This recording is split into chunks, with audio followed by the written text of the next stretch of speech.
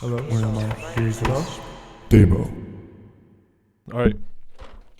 Welcome to the DAEBO podcast, and we're having our first episode here with my friend Vlad, Russian business owner, crazy dude. You guys are gonna get to know him throughout the podcast, so let's go. So, Vlad, so I've known you for a little bit. I know that you own businesses. We want our podcast to kind of just be like, about hustle, about making money, how to survive, basically. Right. And right. I mean, I thought, who better to ask than Vlad? I mean, dude, some of the shit when I was asking, some people some questions and what to ask you and whatnot as we're like setting up for the interview, they're like telling me this stuff. I'm like, yo, that's crazy. Like, especially like, we'll dive deeper into it, but just knowing like, people come from backgrounds where, I mean, definitely not as hard, definitely not as challenging, Right. and don't go anywhere. Right. Like that's crazy to me to think about. That's like ridiculous. But dude, I mean, let's get into the first things first. Can we start from the beginning? Yeah. Yeah. So, where are you originally from? Where were you born? So, I was born and raised here, Rochester, New York, in America. My parents are Russian. I was born, they taught me the language, so I picked up both languages. I mean, I picked up Ukrainian as well. I don't really speak much. I just understand more. I've just been in Rochester, New York, honestly. Yeah. That's dope. Yeah. So, one of your friends was saying something about Moldova. Yeah. So, Moldova, so in Russia, it all used to be, under the Soviet Union. Mm-hmm. It all used to be just technically one country. Moldova now is considered its own country after the Soviet Union fell apart. Pretty much picture America with all the 50 states. Yeah. Imagine it all fell apart and every state became its own country. Really? Yeah. So that's what happened. All right. So Moldova, that's originally where my mom's from. And my dad, that's where she met my dad, but he's just from Moscow originally. Oh, so he's from the capital. Yo, Yeah. dude. Yeah, that's kind of scary. The capital. So you've been to Russia? Like you've been there? I went back when I was 13 years old. Really cool. It's a completely different lifestyle. I tell people, you're never really gonna understand how different the world is until you really get out of America and you go travel to other countries. You see how different the people are. How different the economy is. It's like, yeah. I mean, dude, there's so many like misconceptions of how different countries are. For example, like when I was 13, I went to Turkey. Like it's so funny, the same age, but yeah, I went to Turkey and bro, there were so many like misconceptions. I mean, there are a few things like that are kind of, accurate when you go there and, you kind of watch out for certain things and saying certain things and, definitely, government's a little bit definitely corrupt. But like, is Russia, I mean, it can't be. All of Russia can't be as horrible as people like. It's definitely not. It's definitely not as horrible as people like make it sound. But it is a lot different. You go over there, like you're not gonna get away with a lot of the things you get away with here. You cut someone off on the road, they will drive your ass off the road and beat the shit out of you. They'll rearrange your teeth. Oh, like that's the type of stuff. Like you get pulled over, like give the cop freaking $10, he'll let you go. It's just like it's different over there. It's not how here. Yeah, it just sounds. It always sounded to me like it was just like chaos all the time. But in reality, like that's how I thought Turkey was too before I went there. I thought it was like chaos. No, it's not chaos all the time. I mean, just there's certain things like you said. You got to be careful about. Like you look at someone wrong, just people there are different, man. They're just different. Like you walk around the street here, you make eye contact with someone, you'll smile or whatever. Yeah. Over there, no, oh, bro, no. You make eye contact, everyone's gonna stare you down like the fuck. Who's this kid? Yeah, what the fuck are you looking at? Yeah, fucking look away. Yeah, it's wild. It's wild. Yeah, that's crazy. Would you say like so? In different areas, like Turkey, I feel like has like some serious hatred towards Christians, and there was something else that they very much disliked. Oh, and like the modesty thing was like I was surprised that that's like real life. Like I talked to no woman the entire time I was there, maybe like 2 or 3, possibly. Is there like any cultural differences like aside from like the the other cultural differences you've already said? I mean, yes, if you were to, you're talking about like women in general? You're talking about like when it comes down to man and woman, or what do you? Yeah, I mean, really, I mean, anything to that. Yeah, I mean, over there, it's frowned upon. You know, if you're a girl and you're walking the streets by yourself, you know, it's frowned upon. You know, like especially if you're a man in power and your daughter or your wife, you know, are walking in the street, you know, like, and everyone knows your name, you know, everyone's gonna talk. Like, it just looks bad on you. You know, why is your daughter out on the streets? You know, or why is your wife out on the streets not accompanied by a man? Yeah. You know, I mean, yeah, compared to America, you know, if you go to any country, it's a lot different. You know, when it comes down to the relationships, when it comes down to the marriages, when it comes down to man and woman, you know, the roles that they play, a lot different than over here. Yeah, I feel like Russia's just tougher. I personally think not even that they're tougher. I just think the U.S. is like it's the shit they went soft. through. You know, it's the shit that Russia's seen. The people who have seen like what they all went through. Yeah. You know, and it made them who they are. Like, you know, they've been suffering. There's a whole generation of men missing in Russia, a whole generation. Yeah. You know what I mean? Yeah, like because of wars.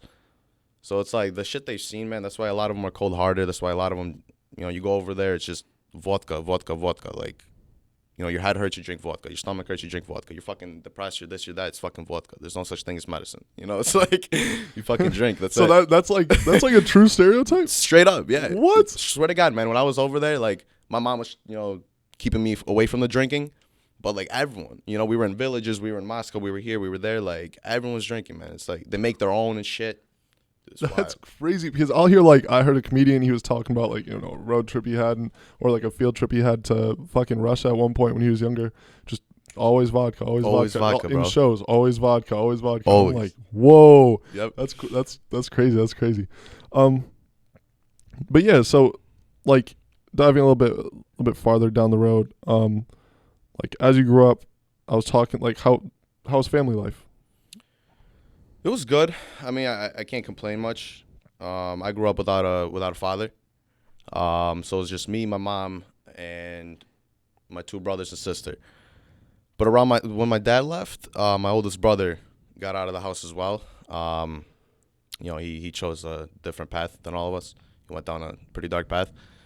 But I mean, honestly, I don't got many complaints. You know, I had a pretty good childhood. It was rough. Obviously, I had a lot, you know, it's different growing up, you know, without a dad, especially when you got, you know, all your cousins and stuff with fathers and they're all looking down on you, you know, because you don't got a dad and shit. It's like, so it was wild. You know, I lost a lot of, like, family, you know, people I don't count as family. But other than that, I mean, him leaving made me who I am. You know, it's like I can't complain. You know, the shit that happened, like, I wouldn't take it back and change it. Yeah, no, I actually feel you, like, on a real note. Yeah, that is, like, yeah, dude, it really does change you. It does. In almost every way. Yeah. I mean, dude, even would you say there would be certain aspects that would have been very different? Like, how old were you when he left? 9 months. Oh, okay. So there wasn't really any time where you would probably know, like, this is kind of who he was or anything like that? I didn't really know him as a person until I started getting older. I mean, I always knew he was a piece of shit. You know, he was abusive. He did this. Like, he was a drunk. But I didn't really know much about him. And then the older I got, the more I learned about him. You know, and the more I, like... There was a time, you know, where I really had a hatred towards that guy. But, you know, like I said, then throughout time, I just realized I'm grateful this happened. You know, it pushed me. Yeah. I mean, dude... Where you're at right now, I know for a fact your mom is proud, 100%. Yeah. Dude, Yeah. even I'm guessing there's probably family that you, like, has been, you know, a little bit excommunicated. That's like, yeah, there's people. Vlad, Vlad, what you been up to, buddy? Like, trying to come back in, yeah, for sure. Yeah, that's crazy, but it does happen. That's wild. So yeah, going back to the childhood, like, so school life, like, where'd you go to school here? So I went to a private school, up until fourth. No, I lied. Okay, up until fifth grade. The end of fifth grade, I went to a private school, up in Greece, GCS. I don't know if you ever heard of it. It's across, like, the Wegmans and shit. But off of Lada. Yeah, Lada Long Pond over there. Yeah, I do know that is. Yeah. So after that, I went to Spencerport, and I was only there for 6th and 7th grade, and then I left school at the end of 7th grade. Dude, that's crazy. No, what's funny is I think you actually went to school with Liana. Really? Yeah, when you guys, You're 19, right? Yeah, 19. So yeah, you and Liana went to the same school. Which one? In Spencerport? No, Or GCI or whatever it is. Stop. TSI. Are you serious? Swear to God. That's so funny, bro. I did not know that. She like learned to drive in the. That's funny. Shout out to Liana. Right? Yeah, she. Damn. Damn. But dude, yeah. So you went to GCS, And then Spencerport. and then Spencerport. Yeah, then I left school 7th grade. It just wasn't for me, man. Like, I remember sitting there, and I was just sitting in my math class as this teacher's teaching me 8 times b squared, and I'm just like, dude, like, I don't need this. I was already making money. I was like 13, 14 years old or something like that. I was flipping shit from China. I was buying bulk from China and junk. Like, oh, dude. So I was doing stuff. It wasn't much, but at that age, anything's money. Oh, And what really got to me is like when I was walking around with $100 in my wallet, and people are calling me rich, and I feel like that really boosted me. It felt good. Obviously $100 ain't anything, but I'm like, damn, man, I got more money than all these kids. Yeah. So it pushed me. You're just top dog. Yeah, exactly. You're literally top dog. Yeah. Money talks. So I started. I got into the construction business. I mean, I got homeschooled. Yeah. That's how I got out, and I went into construction. I did. I painted for some time. Then I did masonry for a whole year. That was really good. That's what kind of helped me finish up my house and everything. Was through that. That's dope. Yeah. So yeah, I heard you kind of left school early, which, dude, honestly, I've become such an advocate for, like, dude, if you don't fucking need it, you don't fucking need it. You don't need a degree, man. You really do not need a degree to make 6 figures a year. Not at all. Like, not at all. It's a little under $300 a day, dude, to make $100,000. Like, dude, $300 a day. Yeah. That's what the and figure. That's what it would figure out. Yeah, and you're gonna go in like you're gonna get yourself in debt. You're gonna go through all this shit with college, man. Like, it's a scam, bro. The whole American school system is a scam. It raises employees. Yeah, that's what it does, dude. I mean, shout out to Cartel Palace too, but yeah. Bro, even them, like Hassan and Hayan went to college. I think Hayan dropped out before he did, but like you're saying, like I think Hassan went to go do dentistry. Damn. Look at him now. Yeah, exactly. I guarantee you Hassan has never even looked back at dentistry after this. Like, the thing is, with a degree, you're limited to what you can make. Yeah. You know what I mean? Like, you go to, you're limited. When you're doing your own thing, when you got that mindset and you work for yourself, it all falls down to you. You make what you want to make that year. Because it's all up to you at the end of the day. What you put in, how much effort put in. Do you hustle? Are you slacking? You know? Hell yeah. So can you explain a little bit more, just for people watching, what you were doing as a kid to make this money? Because I have a feeling we were doing the exact same thing that me and my boy were doing when we were younger. Okay, so what I started with was I was online, and I stumbled upon Wish, or like Geek. I don't know if you've heard of those Chinese sites. Yeah, kind of like Alibaba and stuff. Yeah, exactly. And I was looking through, and it was around wintertime. And I came upon a bunch of these Bluetooth hats, right? So they're like these beanies, and they got Bluetooth headphones in them. Oh, that's fire. Right? And I got mad discounts because it was around, I had mad coupons and shit. So I ended up getting I bought 60 hats, and I paid around $3-4 a pop. By the time they came in, and as a kid, that's some bread. Yeah. That's what I paid, right? I paid $3 a pop, $3-4 a pop. When they came in, I came to my church. I went on eBay, and those hats, those same exact hats, were selling for $30, right? And like I said, this was around Christmas, so I was right outside of church. All the parents that were coming through, all the older people that were coming through, I would stop them. I would show them the hats, and I would show them a picture on eBay for $30, and I'm selling it for $15. Keep in mind, I only paid $3-4 a pop. And I sold them each for $15 a pop. I moved them in 2 weeks. Dude. 13 years old, bro. You know what I mean? It's a lot of money. Yeah, that is some money, when you're a little kid. So and I was good at saving it. I never had a problem with saving money. I didn't have anyone engrave that into my head. It's I always looked at the value of it. When I was gonna spend $20, I used to work for $10 an hour. I'm like, damn, that's 2 hours of my life. Am I really gonna drop that? Yeah, dude. So, oh my goodness, I think about that all the time. The fact that the time like, so I work from home for the IRS. So the time that I'm sitting there in that chair getting paid $20 an hour, and I'm thinking to myself, I'm like, dude, I could be out with my cleaning business and make how much more in minutes? Like, it's ridiculous. Dude, I'm going to tell you one thing. When I used to bust my ass fucking 50 hours a week to bring home $900, I remember the first day, man, when I got my first side job for myself, and I made $900 in one day, right? Oh, dude, that must have pissed you off. Yo, I felt good, right? But then, it also pissed me off because I felt like an idiot. Yeah. You know, I'm like, dude, like, you're never really going to understand, like, what kind of trap, you know, like when you work hourly, it's a set of handcuffs. Yeah. You're constrained. I mean? You're constrained to what they're going to give you for that time. Exactly. Yeah. Like, I was doing masonry, man. I was doing masonry for $14 an hour, bro. So I was breaking my back over there, hauling these 75-pound buckets, like up scaffold, this, that, 90 degrees. Like, I was outside all winter, all summer, bro, for $14 an hour. You know what I mean? 60 hours a week minimum. Oh, shoot. I was 15 years old at the time. But it's like, you got to go through things. You got to start somewhere, and you just got to casually grow. You can't just fall back. Yeah. I mean, same, like, I agree with that, like, so much. Like, you just have, you do have to have one of those jobs that, it just has to wake you up. Yeah. Because one of my friends, or not my friends, my grandma, when I lived with her, she gave me this job with one of her friends, and, dude, screwed me over so bad. Like, now looking back on it now, like, dude, it's having me, like, bend over these conveyor belts on the floor, and I'm just, like, fucking my back up. I'm, like, destroying my body working at this place. But, it taught you a lot. Right? Oh, yeah. I did it for $10 an hour, like, last year. Yep. Bro, when I was in the, like, commercial construction, bro, when I was a young schmuck, I was getting bitched at, by the supervisors, this, that, I was the bitch. I was the one mixing buckets. I was the one carrying. I was the laborer. Yeah.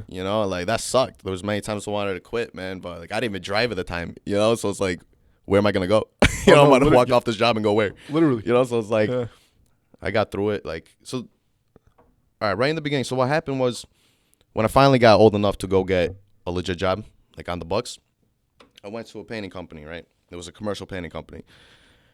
I was there for like 3 months. They were paying me like $12 an hour. And then, but dude, it was just ass. Like, I was painting like the RIT dorm rooms. Yeah. Bro, it was just like, there's no quality in the painting. Like, it's an ass job, right? So, I decided to leave, right? And right as I left, that's when I went to masonry. So I racked up, so my brother had his rental property at the time. He got his first rental property. I was there. I wasn't chilling at all. Like, all summer I was there. I didn't hang out with no friends. I didn't hang out with no girls, nothing. I just dedicated, mad time to this. So we knocked out his house, and I wanted to get into it. Oh, you mean like renovating it? Yeah, like just painting, tearing down walls, like renovated the whole thing. Oh, shoot. And it was actually in Aranaquoit, the first one. And I wanted to get into it, but I only had I was 15 at the time. I had 10 grand in my name. 15, dude. 15. Okay, whoa. So you're 15 years old with 10 grand in your name of your own money, my own money. Straight up from ever since 13. Yep. Yeah. Okay. So I just wanted to make sure I heard that. Yeah, I definitely didn't have 10 grand and all, like, from money you made. Bro, like I said, man, I don't know how I just didn't like spending money. I was young. I just didn't like spending money. I would save every dollar. So I was so, like, confident, right? I'm like, I'm going to go get this house. I'm going to go get a house. So I knew this one very, very wealthy man from Florida. I met him actually here at Starbucks one time. There was a sexy M3. So I looked around the Starbucks, right, trying to picture whose M3 it was. Mm-hmm. And I walked up to the right guy. I asked him if it was his. He's like, yeah, we started talking. So whatever, we built like a friendship. He would give me some work here and there. So I known him for like a year already. And I met up with him. And real quick, what kind of work does he give you? So he was giving me so I don't know, I really don't know what this guy did for a living. He did a lot. Like, he had a construction company here. Oh, so it was like, he would contract you. Yeah, he contracted me a couple construction jobs. He offered me some shady shit back then, but I didn't get into it then, but pretty much so I came up to him and I'm like, can we talk this, that? And he's like, yeah. and I asked him for a loan, right? I asked him to lend me, I think, like 30, 40K. I told him, I'll pay you back interest. Like, we could do this on a contract, this, that, for me to get a house. This guy told me straight up, he's like, yo, I need you to be reasonable. Like, what 15-year-old owns a house? Right, so he shut me down. So you were 15 years old when you asked him for the $30,000 to $40,000 loan. So he shut me down, right? And I'm like, fuck. I'm like, okay. And then some time goes by. So real quick, how would you have done that? Like, being 15, how would you sign? Would you just buy cash? I mean, I guess there's no law. It would have to go under. You have to be 18 to own a house. So it'd have to go under someone else's name, a family member's name. So probably your brother, most likely. That's exactly, yeah. But I mean, I was, it was not a problem paying it back. I was making $1,000 a week, at 15, with the masonry. But like I said, I was dedicating 50, 60, 70 hours a week. I was grinding for that. Yeah, so it was just straight up, you're slave. It's not like I was working 20 hours and making $1,000. Yeah. So he didn't believe in me at all. He's like, you got to be reasonable. So whatever. A couple weeks go by, and my brother calls me. He's like, yo, this house popped up. Do you want to make an offer? I'm like, with what, fucking 10 grand? Like, what am I going to offer? Yeah, because it's not like you can pull out a mortgage on a house. I'm 15, no credit, nothing. He's like, listen, bro. He's like, don't worry about it. I'll lend you the difference. Right? Really?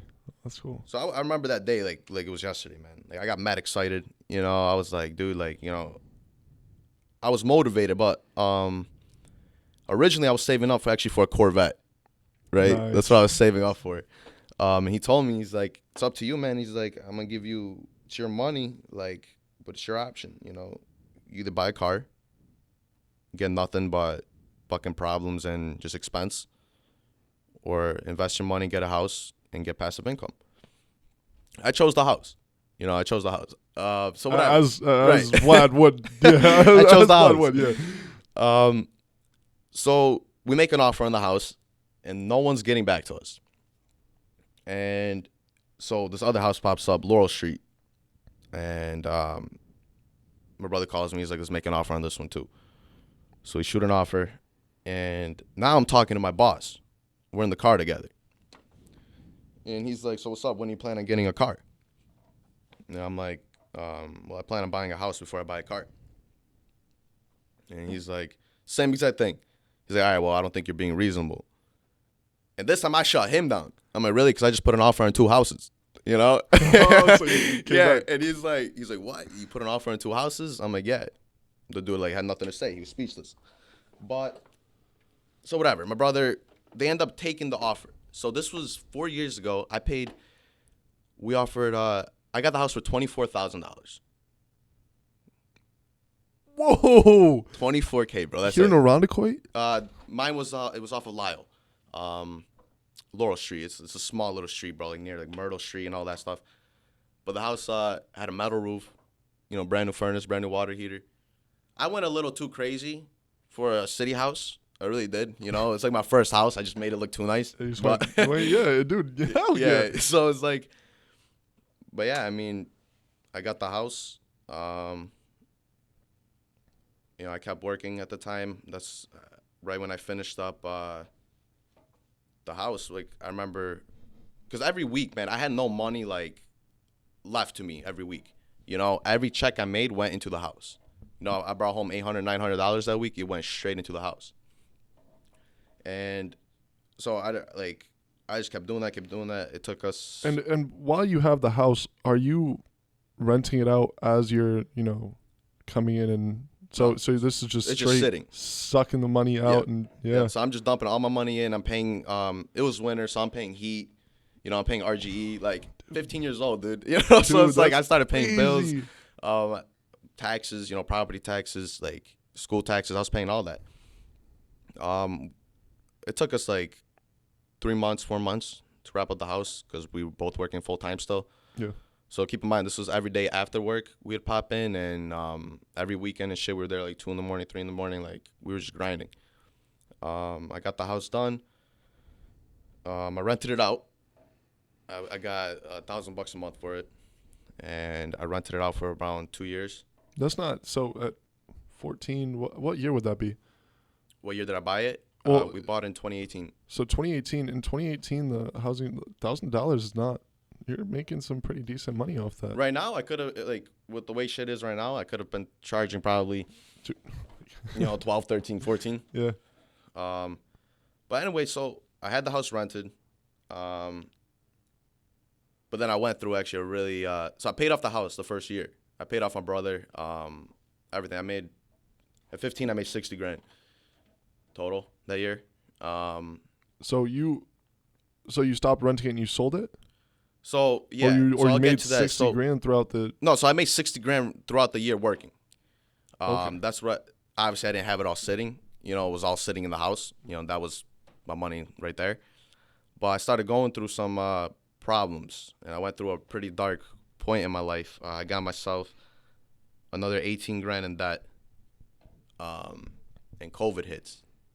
Okay? Oh, COVID hits, there's no work. Right when it hit, you remember. Yeah. So I owe 18 G's, not to banks, people. Okay, no work. I just paid off my house, so I literally have zero to my name. Okay, I just bought my first car, everything, right? And I got no money. And like shit went south between me and my family, so shit was just going bad. And so it took me 6 months to pay off the 18 racks. Okay. Mm-hmm. So I went through that. That was a 16. I still had the house, and I felt like a bum. And where are you living at this time? Like, are you kind of with my mom? Oh, with your mom. So are you like? I'm guessing you're probably staying overnight at the house sometimes. And yeah, I was, but I mean, the house was actually done at this point already. Oh, okay. So it was already rented out. Oh. But when COVID hit, tenants stopped paying rent.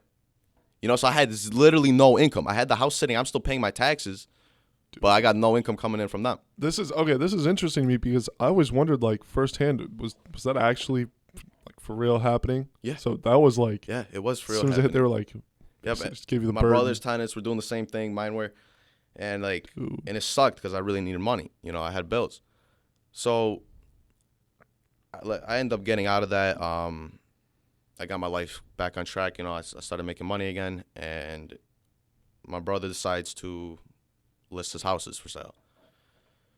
So, and this is during the COVID market with the houses.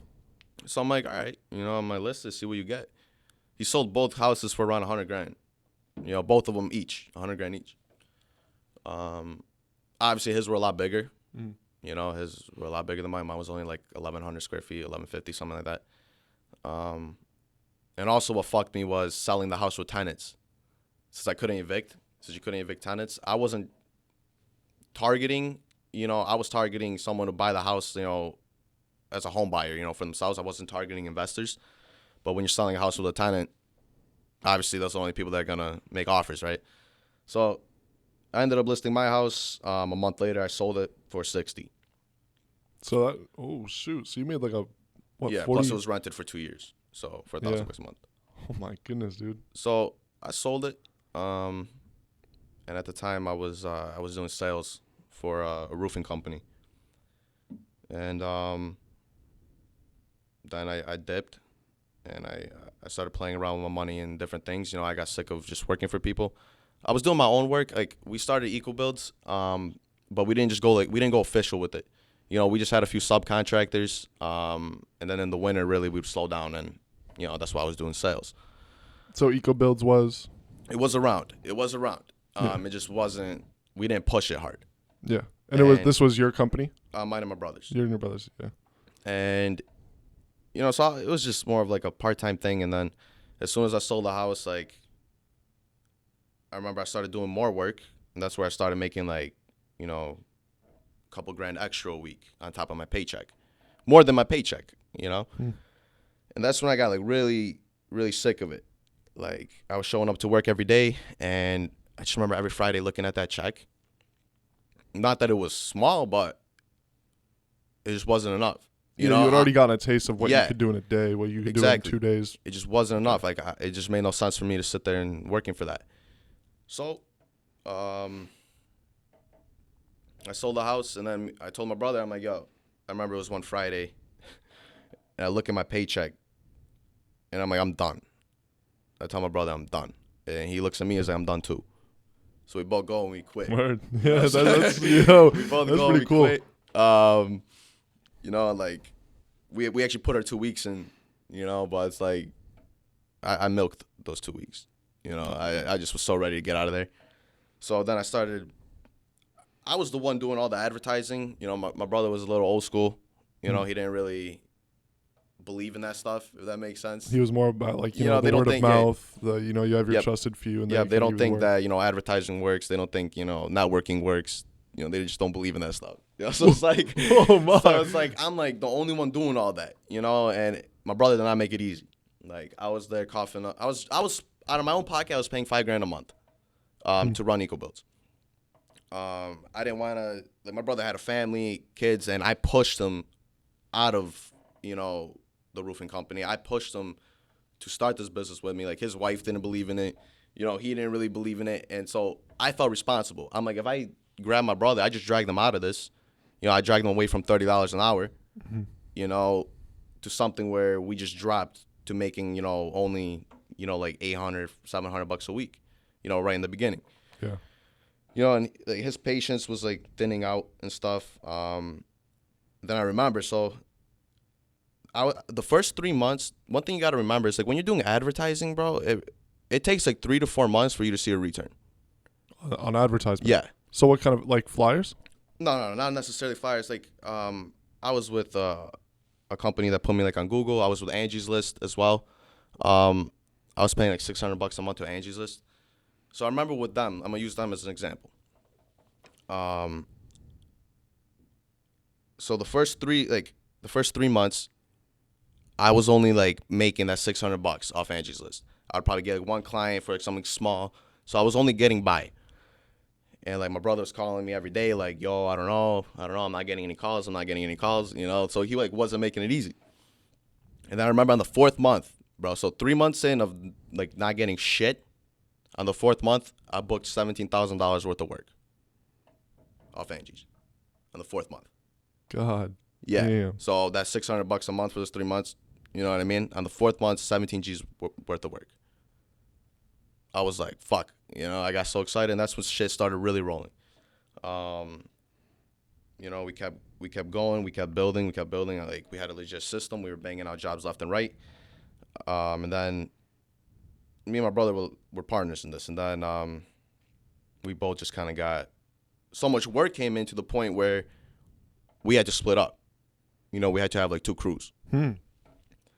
And that's when, like, I mean, I was doing it. You know, I was making the money, but in my head, I knew I didn't want to do this forever. You know, like, everything I've done in my life was a stepping stone. Every job I worked, every, like, investment I made, anything I really did was a stepping stone. Even if I, like, lost some money, I at least learned a lesson. You know, I learned not to fuck up like that again. I learned not to do those same mistakes again. So everything was constant growth. And when we reached a point where we needed like a lot more employees, and that's where it got really difficult. So during this time when you split from your brother, this is where, you know, you met Anatoly. Not met Anatoly, but Anatoly met Cartel. This is where I met like Cartel. Oh, so this is when I Yes. first started meeting you. Yes. When you split from your brother and you know Yes. you were on your own. Yes. Type of shit. Exactly. Oh, that's fire. That's cool. So, you know, and around that time I was still like on board with it. You know, I still enjoyed it. I had plans to grow the company for another like 5 to 10 years, but then Cartel kind of influenced me a little too much. You know, Yeah, dude, same. Yeah, same so here, it's dude. like I was sitting there and like trying to find employees, and dude, I went through like 20 employees in like 2 months. Dude, I do remember this. Yeah. I do remember this. You were telling me, you were like, no, Yep. fuck these employees, Yep. dude. This is the hardest thing about owning a business is the employees. 'Cause Yep. Right around that time, I was starting my sanitation company, and you Yes, were like, yes. David, just find 1 or 2 good employees. Don't try to get big and go for mad employees. I was like, No. what do you mean? What do you mean? Yeah, So I what did do it, you and I was mean? like, damn it, fuck these employees. Dude, like, and I was honestly, I did not think that would be a problem. I didn't think that would be a struggle. When you told me, I was like, how? Exactly. How? Exactly. How? Like, bro, every company, I've never been fired in my life. I've only quit. Okay? Every company I've worked for, I made the money. Like, the bosses would come up to me and be like, yo, this is why I like having you here. You make me money. You make me money. They would tell me that. You know, I was born with the work ethic, and like I figured there would be other people who have work ethic. And like that's when I started learning. Like I started hiring guys, and everyone was a clown. You know, everyone was all talk. You know, everyone liked to pretend they knew what they're doing. Then you turn your back, and these people are mooching you. You know, you leave the job for a little bit. The dude was on his phone for 2 hours. Yeah. You know what I mean? It's like dude, no one's got that. I tried finding myself in employees, and I couldn't find it. Yeah, I'm not gonna lie to you, dude. I mean, even for me personally, like when I was younger, I went from job to job to job. Didn't really care what job it was. Didn't really care how much I was getting paid. I just wanted money. Like I was just sit as a lifeguard, Yeah. bro. Through my life, I actually chose probably the most easy path I could. Every decision I could. I was a lifeguard because I knew I would just be sitting there all day, getting to talk to bitches and whatnot, and Right. be in the sun and do all this and that. Horrible decision. There's no movement for that. There's no growth in that. There's nothing to put on a resume from that besides I know Right. CPR, which Right. I still put on my resumes today. I know CPR. Like the fact, like that's really cool. The fact that like you didn't just choose the easiest path. I mean, even me, I was the type of guy who would Right. sit on my phone for if I could. Right. If left alone and let me, I would do the bare minimum, quick get on my phone, do whatever, and leave. It was only until I met like you and Cartel, like Hayan and Hassan and all of them, until I was like, why the hell am I not working? Like Right. this is, dude. Right. Why am I not doing this? Right. After that point, just complete change. That's cool though, that you've had that for a minute. Yo, I'm not gonna lie. I can't sit here and like say it was all me. You know, at the end of the day, like I had my mom's support, I had my brother, and I had God. And it's like, even though like when I went through my rough times like with my family and stuff, I don't know. I can't sit here and say it was all me ever. Yeah, I put in the work. You know, that was on me. Like, but my brother he brought me. If it wasn't for him, I would have been fucked. I'm gonna put it that way. When I was a young kid, like. I almost got addicted to games. I was at that point, and then I remember my brother dragged me out of that, and he put me. That's when I started doing the trash outs. It's my first legit thing where I started making money, even before China, even before I started buying off China. I was doing bank foreclosures. I was doing trash outs. So, yeah, we'll talk about this later. Yeah, So I actually whenever want to know the about bank that. would come in and like evict someone, they Yeah. would leave all their shit, a bunch of that. This guy would hire me. I was like 12, and I'd go in there and just haul everything out into the dumpster for literally $10 an hour. Yeah. That's that's cool. That's really cool. So I know that you said that like you want to move away from the contract and you want to move away from the like more construction, painting, Yeah. etc. So where are you kind of at right now? I know you still like do that type of thing on the side and whatnot with Anatoly. When I reached the point, when I decided to stop with the company, the reason it happened is like, I like making money talking. I like making. I'm just sick of the manual labor. I did it since 15 years old. I was in manual labor, and my body right now feels like I'm fucking 45. My back's shot, my knees are shot. It sucks, and it reached the point where. Yeah, I was making good money. I was making good money painting. I'm not complaining about the money. But if you just don't enjoy what you do, like, fuck the money. Yeah. Those weeks I brought in 10 grand. Like weeks more, a little less. Like, but fuck the money. It got to the point where I was sitting there painting and I felt like an idiot. Like I was like, Vlad, what are you doing? I'm like, wait, you're 19 years old, bro. Like you got this far. Like look at the shit you've done. Since you were technically even an adult. Like since before that, like it makes no sense for you to stop at a painting company. Oh, dude. It just made no sense to And me. I just want to emphasize too, just for people watching, the fact that like you've built yourself a base because you've invested into certain things. So you've built yourself a base where you're secure, and then essentially you can literally do what you did and just say, bro, fuck this. Yeah. I actually want to do what I want to do. Exactly. And because you have that base, because you did the annoying thing for years, which is manual labor is hard. Yeah. Dude, you're sweating. It sucks. Yeah.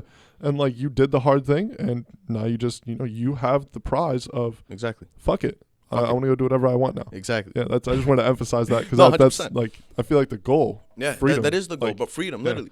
Like, I never understood, man, like the system of working till you're 65 years old. That even clicked to me when I was young. That even hit me in school. Like none of that ever made sense to me. I'm like, how are you gonna what are you gonna enjoy when you retire at 65, bro? Like realistically, what are you gonna go? You're gonna go travel at 65? What are you gonna enjoy, bro? You're gonna be asleep. You know what I mean? Like that's it. So I always said I'm gonna retire at 30. I said that since before I even worked for myself. I always say that when I was still working for people. And I remember saying that to people, and everyone just laughed. Like, yeah, okay. You're still young. You'll see. But I recommend, man, grinding young. Like, people realistically nowadays start their life after college. If you're starting your life at 23, 25 years old, bro, you missed a whole quarter of your life. Dude. A whole effing quarter of your life, bro, is gone. Man, like, that's why I'm happy. Like, I wish I could even started younger, but I couldn't. I was fucking 13. Yeah. Like, that's not much younger, bro. That's pretty young. Yeah, crazy. So it's like, but I'm grateful. Like, I've talked to people before, and they're like, I don't think it's fair. Like, I don't think a 15-year-old kid should have the responsibility of a house. They're like, I don't think it's fair that you were put under that pressure. But I'm grateful for it, bro. I'm happy for it. I'm I'm not some millionaire, but I'm happy where I am right now. Like, it's gonna be. I know where I'm gonna be. I know where I'm going to be by 30. I will be retired by 30. Like, I don't know. People have, like, if you got a vision, I don't care who you go to. Okay, you could go to a millionaire, and just because they don't believe in your vision, bro, does not mean it's not possible. God gave you that vision. He gave you that vision for a reason. Yeah. You know what I mean? It's not like he went and gave it to everyone. Yeah. For example, that loan that you asked the guy for. Yeah. Just kind of slap that aside. Exactly. Boom, you actually get the house. Exactly. Yourself. And that's what I mean. I could have listened to him like, oh, he's right. What 15-year-old does have a house? But I didn't. I went, I still fucking got it. And I remember when I told him I got it. I remember when I told him I got the house. Dude felt stupid. Dude, I bet the reaction on his face, a 15-year-old coming up to him and being like, yeah, I bought the house. I bought the house. Before I even got my first car. Yep, without In fact, I can't even legally have the house in my name. So my brother technically has my house. And I can't even drive if I wanted a car. So yep. That's exactly right, bro. That's dude. And like, that was, it was a good and bad thing. You give a 15-year-old a house, they get cocky. And I'm telling you, because I did. I felt good. I thought I had it all planned out. I thought I had my life figured out. I mean, dude, I went to the house. You're literally 15, where most adults can't never even own the house. Get. Yeah, like that's the crazy thing. And so that's why I felt cocky. Like, I didn't go around flexing it, but I had pride. And that's why I think at 16, when I went through that really rough time where I screwed up, I think that was God. Oh, we just lost our video. Good. Yo, I'm going to fix the video real quick. We're going to cut that back. Any more questions? Shoot. What do you got? Dude, honestly, I mean, I was just going to say, oh, so where you at today? We were just talking about you as a kid and, the cockiness, but. Right. Like, okay, where am I at today? You don't need to disclose, like. No, yeah, no, I understand. So we paused the company. Because I reached the point where I didn't want to do it anymore. I got sick of, like I said, employees. I got sick of clients.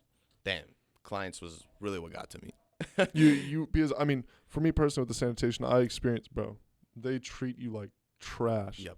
Yeah. Yep. So you gotta be able to hold your ground with clients. Yeah. I know a lot of people personally who don't hold their ground with clients, and then they just end up losing money. You know what I mean? It's like you don't work for your client at the end of the day. They hired you for a reason. So hold your ground. But, yeah, we paused the company. I've just been mostly playing around with my money. I'm kind of dedicating this year to just investments, pretty much. Me and my brother got back into properties since we sold, which was already like freaking 2 years ago. So we got back into it. I got into a couple other things. Honestly, I'm just playing around with the money right now. I'm just kind of figuring out, taking my time, looking into what's next. Just finding the next step. Yeah, just experimenting. Yeah. Exactly. Oh yeah, and that's again, that's like I feel like just the biggest motivation for me is just the freedom.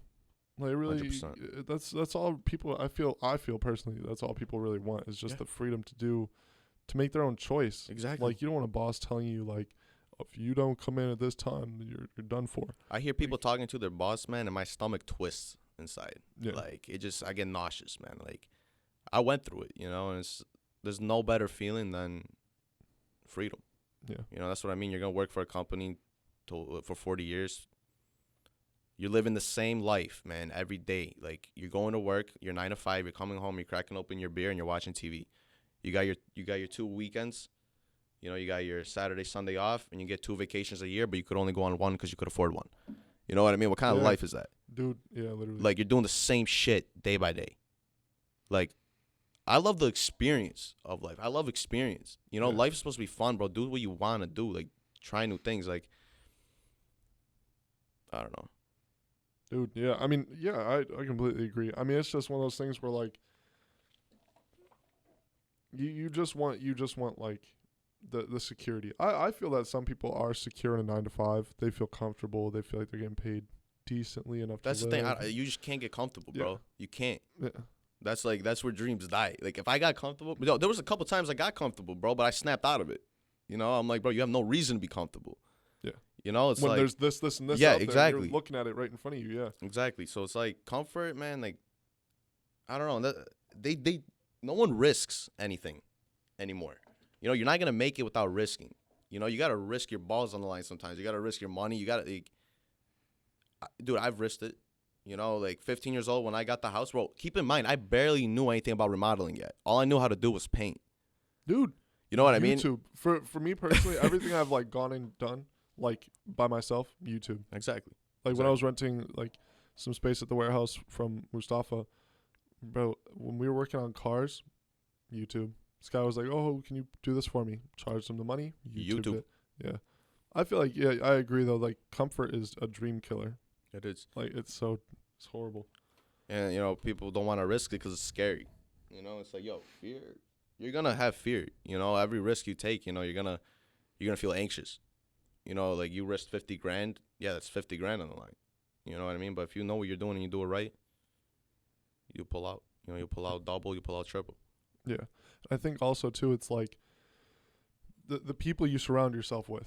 Definitely. Like, dude, it's you hang out with 5 millionaires, you become the 6th. If you hang out with 5 bums, you become the 6th. Yep. Like, dude, and I feel like you had, like, that support. And I feel like anyone can really, I mean, I understand there are some people trapped in certain situations that are hard to get out of, but I feel like you can always find someone who's a better influence to be around, maybe a little farther ahead of you, like a step 100% ahead. And, you never want to be the best one in your friend group. Oh yeah, if you're the best one, you're fucked. You don't want to be. You need something that pushes you.